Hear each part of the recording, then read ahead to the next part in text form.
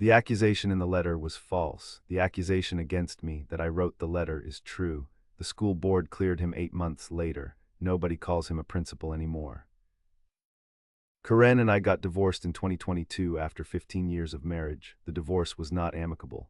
The custody arrangement for our son Noah, who was 11 at the time, was a 50-50 split that I had fought for. Karen had wanted 70-30. The judge agreed with me. Karen has not, since the day of the final hearing, said a polite word to me in person. Karen started seeing a man named Tom in March of 2023, 6 months after the divorce. Tom was, at the time, the principal of Noah's middle school. He had been the principal for 8 years. He was, by every account I had ever heard from other parents, a good principal. He was popular with the kids. He had won a state award the year before. He was also a single dad. His wife had died of cancer in 2019, and he and Karen had met at a parent-teacher night before any of this had been on either of their radars. Noah loved Tom.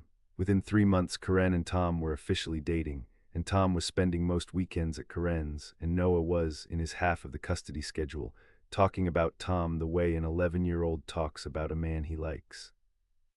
I hated it. I want to be specific about that. I hated the principal of my son's school being in my ex-wife's house. I hated that my son liked him. I hated that Karen had moved on and I had not.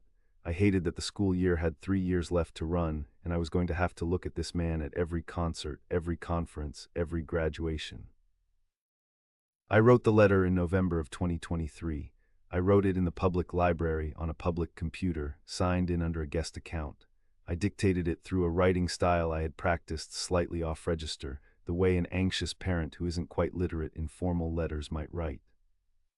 I described an incident I had invented in which Tom had been alone with a student in his office for a longer than usual period after school, with the door closed, and the student had come out visibly upset.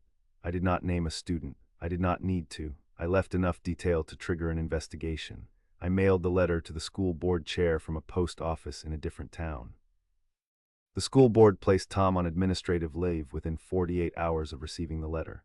They opened a formal investigation. The investigation lasted 8 months. They interviewed every student who had been in his office in the 4-month window I had described. They interviewed teachers. They interviewed Tom 4 times. They went through 3 years of his email. Karen sat through interviews she had no business being in. Tom hired a lawyer. The lawyer cost him $40,000.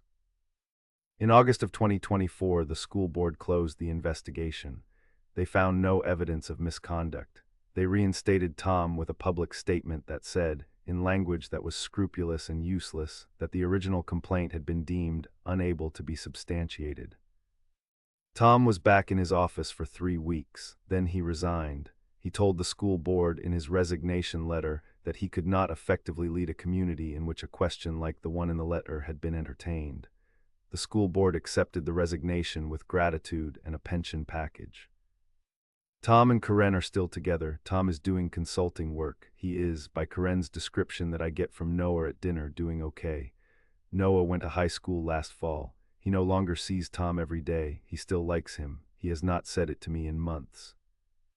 The school board has, as far as I know, made no further attempt to identify the author of the letter. The investigation report sits in a sealed file.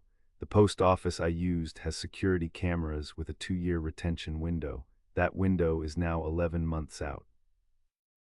Karen has never asked me directly whether it was me. She has asked me other things with the question inside them. I have not given her the answer. What would you have done? Tell me in the comments.